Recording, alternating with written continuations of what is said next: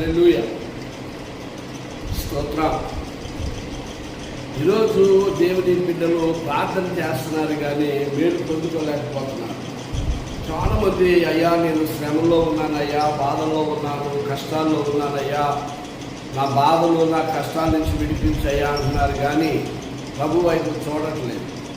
వాళ్ళు ఏం చేస్తున్నారంటే లోకంలో ఉన్న దాని వైపు పరిగెడుతున్నారు కానీ దేవుని వైపు ఆశించట్లేదు, ప్రార్థన చేయట్లేదు. అందుకే ఇక్కడ భక్తుడు కీర్తనలో 70వ కీర్తన 5వ వచనంలో ఆయన ఏమన్నాడంటే, నేను శ్రమల పాలైన దీనుడినైతిని, దేవా నన్ను రక్షించుటకు త్వరపడి రమ్ము. నేను శ్రమల పాలైపోయాను, బాధల్లో ఉండిపోయాను, అప్పుల్లో ఉండిపోయాను, కష్టాల్లో ఉండిపోయాను, నన్ను రక్షించు, నన్ను కాపాడు, నీకు తప్ప నాకెవరు లేరు.